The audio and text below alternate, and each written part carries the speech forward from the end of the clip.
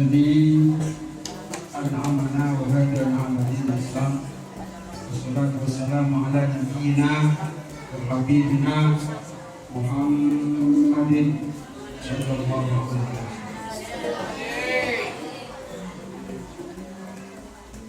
قال الله تعالى في كتابه الكريم: أعوذ بالله من الشيطان الرجيم. بسم الله الرحمن الرحيم. الذين آمنوا وتطمئن قلوبهم بذكر الله ألا بذكر الله تطمئن القلوب. Amma ba'du.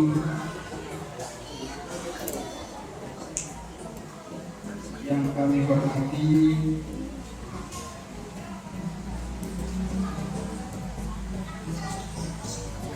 pengurus Yayasan Miftahul Ulum, terutama ketua Yayasan Miftahul Ulum yaitu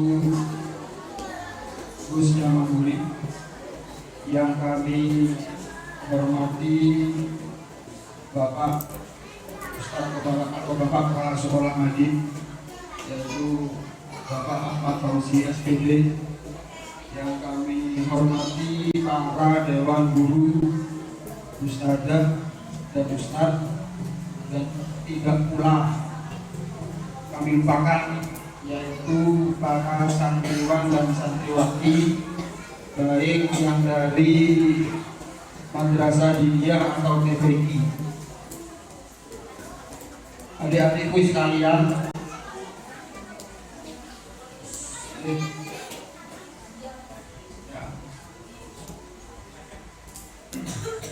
sekarang kalian waktunya mendengarkan, waktunya mendengar. Nanti bagian kalian nanti setelah acara ini selesai, baru kalian bisa bicara lagi. Mendengarkan ya, gak lama, cuma 10 menit. Gak pakai lama, 10 menit. Dunia ini ketika diciptakan itu gelap gulita. Gelap gulita, tanpa ada pengetahuan sepeser pun, tanpa ada pengetahuan sepeser sedikit pun. Gelap gulita, semua kegiatan itu dikerjakan secara fisik, semua halnya. Mau pindah dari arah barat ke arah timur itu pakai fisik, jalan kaki. Mau makan itu nggak bisa instan seperti sekarang, semua serba. Kalau zaman sekarang semua serba cepat, praktis, higienis Pak. Kalau dulu pengen makan, cari dulu yang ingin dimakan. Kalau nggak ada, menanam dulu. Kita nanam dulu. Ada yang nanam jagung, ada yang nanam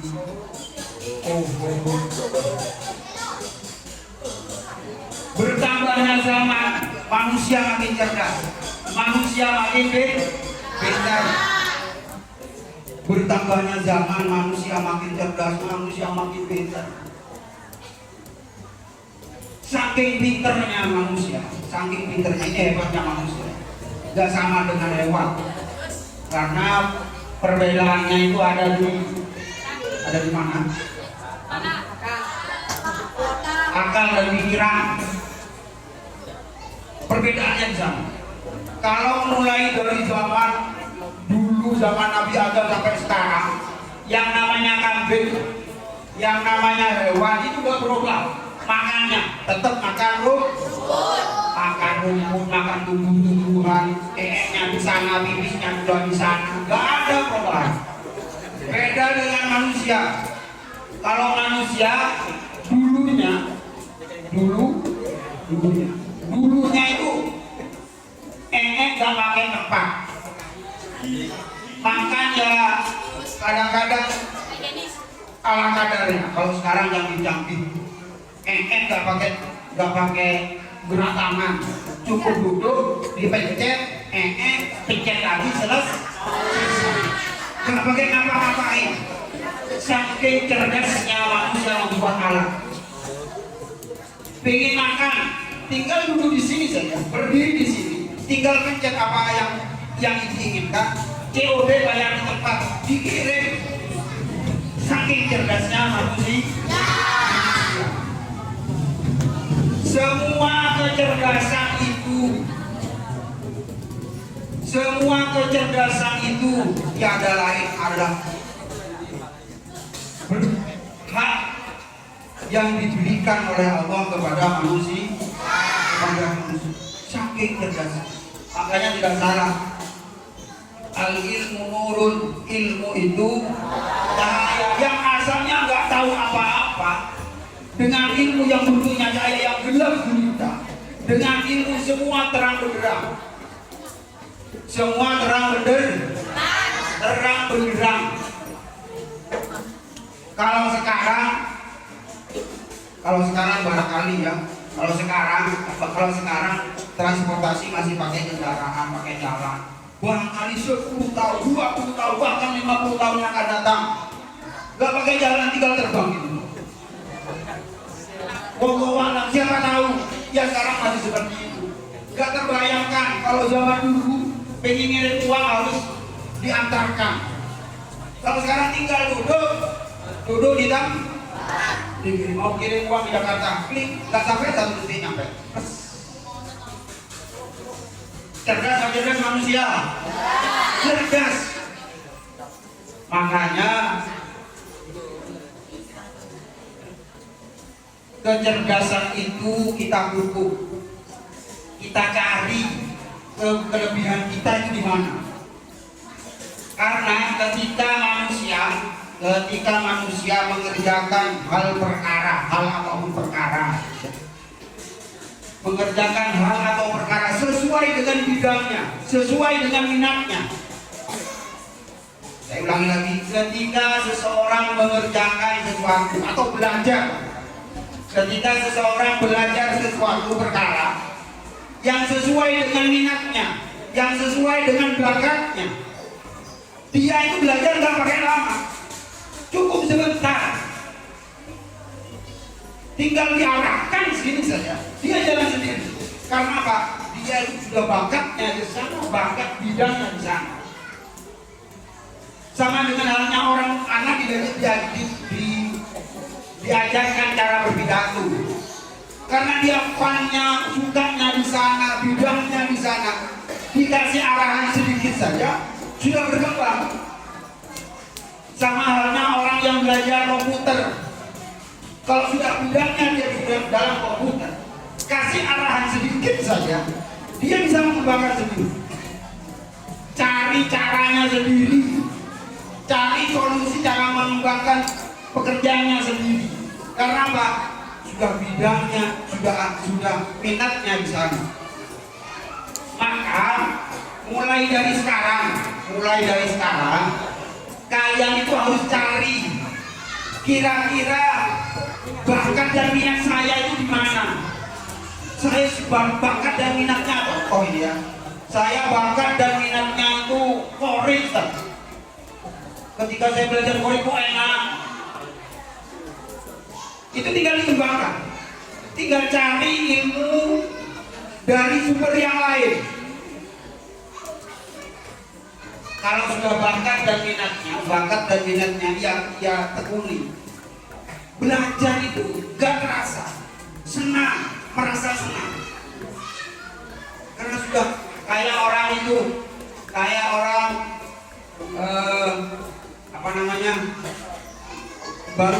baru belajar sepeda motor.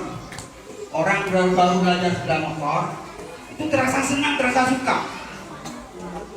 Jangankan disuruh, gak disuruh berangkat, karena baru tahu sepeda motoran, gak terasa capek. Mau bolak-balik sini ke Sampang, gak terasa aja. Karena apa? Pikiran dan hatinya nyambung, merasa senang. Kalau kalian bakat belajar qiraat, begitu juga bakat sunnah. Saya kok suka belajar qiraat, tinggal diarahkan, dia akan merasa senang. Oh, berarti saya suka. Gak terasa orang-orang sudah baca. Kayak kalian di rumah nonton video video YouTube gak terasa, 1 jam gak terasa, 2 jam gak terasa, bahkan berjam-jam. Yang namanya perut pada lapar gak terasa, karena pikiran dan hati itu yang saking senangnya nonton video. Sama halnya seperti itu ketika kalian belajar dengan ilmu yang kalian bakat, yang kalian senangi, otomatis akan terasa sebentar. Belajar sekali lama itu akan terasa sebentar. Maka titik cara menghilangkan kejenuhan itu cara berpikir. Kalau cara berpikirnya Islam mondok lama-lama wis ngene-ngene ae. Wis ya seperti itu. Kalau cara berpikirnya dirubah, mumpung saya di pondok, mumpung saya masih usia belajar, maka saya gunakan kesempatan ini dengan sebaik-baiknya. Mondok lama, paling lama ada yang sampai 10 tahun. 10 tahun itu hanya sebagian. Paling banyak 3 tahun, ada yang 3 tahun, paling sedikit 3 tahun. Umumnya 3 tahun, ada yang 6 tahun. Maka mumpung ada di pondok, mumpung ketika kalian usia sekolah, maka tingkatkan belajar kalian.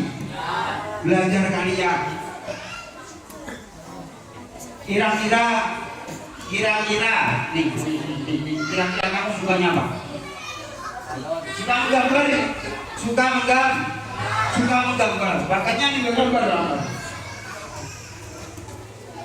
Tinggal dicari yang tahu bakat dan minat kalian. Itu kalian sendiri gak bisa ditentukan oleh orang ya. Makanya di sekolah-sekolah formal itu penekanannya itu bakatnya apa? Tinggal diarahkan. Maka sekolah-sekolah formal itu sekarang itu sudah dibebaskan oleh pemerintah. Tinggal mau anak itu maunya kemana? Anak-anak ini pengen ada pencak silat, diarahkan pihak sekolah harus menyediakan. Ada yang ingin pidato, diarahkan ke bidang. Semua disediakan. Itu sudah dibebaskan oleh pemerintah. Adik-adikku sekalian, menurut Imam Ghazali, bisa ya? Menurut siapa? Menurut Imam Ghazali, seseorang itu mempunyai hidup di dunia itu mempunyai 2 keinginan. Berapa? Saya ulangi lagi, berapa? 2. Yang pertama adalah kesenangan. Yang kedua adalah yang pertama adalah yang kedua adalah ketenangan. Saya ulangi lagi. Menurut Imam Ghazali, seseorang itu cenderung menginginkan 2 hal itu. Saya ulangi lagi. Setiap seseorang cenderung menginginkan 2 hal. Yang pertama kesenangan, yang kedua ketenangan. Menurut Imam Ghazali, kesenangan itu dapat ditempuh dengan 4 hal. Dengan berapa hal? Dengan 4 hal. Yang pertama,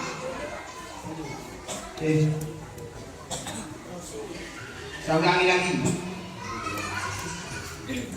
Menurut Imam Ghazali itu ada 4 hal bisa seseorang itu bisa senang.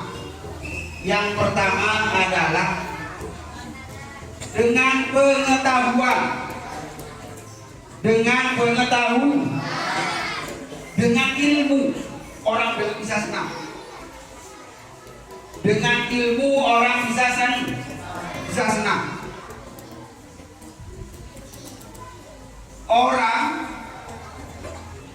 Orang yang berilmu itu lebih cenderung sukses daripada orang yang tidak berilmu.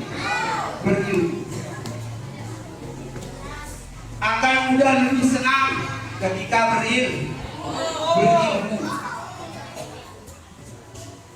Yang kedua, yang berapa sekarang? Yang kedua yaitu kesehatan. Orang yang kesehatannya prima itu lebih cenderung senang daripada orang yang kesehatannya kurang prima. Contoh orang yang sakit diabetes. Orang sakit diabetes juga tidak sembarang makan ikan sate nggak bisa, makan ikan bebek nggak bisa. Ketika orang kesehatannya prima, makan apapun bisa. Kira-kira kalau makan ayam atau bebek senang ya? Makan bebek bisa, makan ayam bakar bisa, makan ayam opor bisa, makan sate bisa. Kalau kesehatannya prima, kesehatannya bagus, makan apapun bisa. Ketika sudah bisa makan apapun, otomatis hati akan senang. Oh, banyak orang budaya acara ini makan sate. Yang punya penyakit diabetes, pikir-pikir makan ikan sate tangguh penyakit diabetes, gak makan memang mono. Letak kesenangannya berarti yang kedua adalah kesehatan. Kalau orang sehat kamu senang. Dan yang ketiga adalah faktor yang bisa menjadikan orang itu senang adalah dengan kekayaan. Kalau orang punya uang, apapun bisa dilakukan. Mau shopping, mau jalan-jalan ke mall beli sesuatu, semua karena uang. Jangan harap bisa senang jalan-jalan ke mall kalau nggak punya uang. Mau beli sesuatu, mau beli mobil Pajero kalau punya uang bisa. Punya mobil Pajero bisa berarti dengan kekayaan orang bisa merasa senang. Yang keempat, faktor yang keempat seseorang bisa merasakan kesenangan yaitu dengan kedudukan atau jabatan.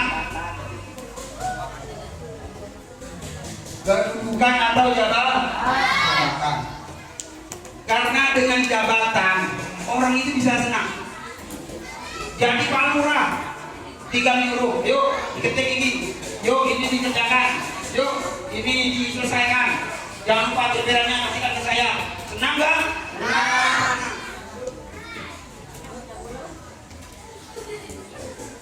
Bisa nyuruh orang ini senang. Ayo saya belikan nasi goreng. Tapi kok saya nyuruh Pak? Saya suka kabarnya apa? Bangsa. Bisa nyuruh. Saya ambilkan nasi di bawah dapur. Senang nggak? Kok bisa nyuruh? Karena punya keuangan. Apalagi keuangan makin senang. Tapi perlu diingat kata Imam Ghazali, kesenangan belum tentu mendatangkan ketenangan. Saya ulangi lagi, kesenangan belum tentu mendatangkan ketenangan. Banyak uang tapi gak tenang, merasa gundah gulana. Uang saya banyak tapi kenapa aku merasa resah? Di ATM di banknya banyak, bisa puluhan juta, bahkan kalau kelas atas miliaran rupiah uangnya, saking banyaknya. Hotel di mana-mana, perusahaan di mana-mana. Tapi kekayaan itu belum tentu mendatangkan ketenangan. Yang bikin mendatangkan ketenangan itu kata Imam Ghazali hanya satu. Apa? Kira-kira apa? Kesabaran. Gak salah. Kamu tidak salah tapi kurang tepat. Yang bikin ketenangan itu kata Imam Ghazali adalah yaitu sejauh mana kedekatan kalian kepada Allah Subhanahu wa Ta'ala. Berarti tolak ukurnya adalah iman. Yang bikin tenang itu tolak ukurnya adalah iman. Ketika iman sudah semakin menebak, bagus. Jangankan gak kaya, biasa saja, gak kaya, biasa saja. Dengan iman kan dekat dengan Allah, semua dipasrahkan kepada Allah. Saya nggak punya Fadil Ustaz, punya apa? Punya sepeda ekor, punya beda, oma kapi, oma neon, kontrak. Tapi karena sudah mendapatkan ketenangan tadi, semua disandarkan kepada Allah. Terus nggak apa-apa, disuruh, dicuri. Saya lebih baik punya sepeda motor daripada sebelah hanya punya beca. Dengan hati didekatkan kepada Allah, maka akan terasa dan itu resepnya. Kalau ingin kedua-duanya jalan, maka yang terakhir ini dijalankan, yaitu dekatkan diri kepada Allah. Semua sandarkan kepada Allah. Usaha saya sekarang rugi, akhirnya nggak tenang. Kalau dikembalikan kepada Allah, semuanya akan kembali dan merasa tenang, adem, ayem.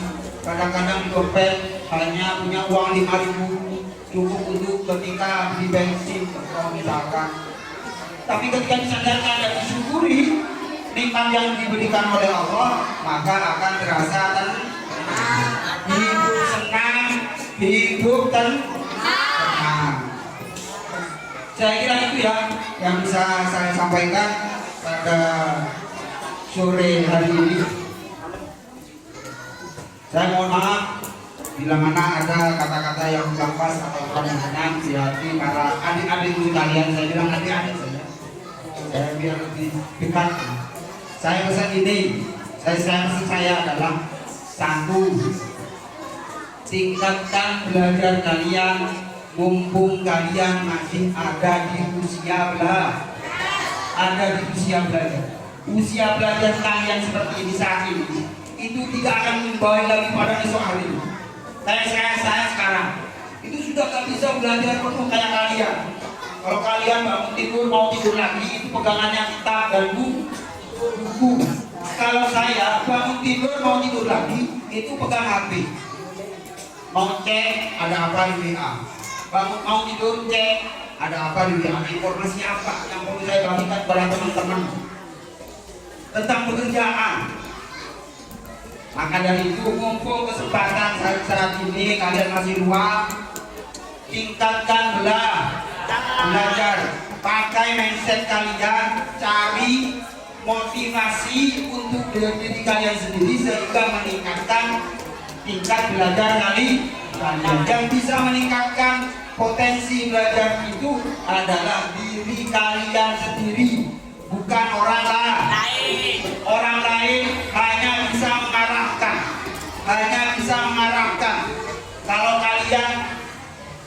Kalau kalian itu yang bisa memotivasi diri kalian sendiri. Saya kira itu. Akhir kata dari saya. Assalamualaikum warahmatullahi wabarakatuh.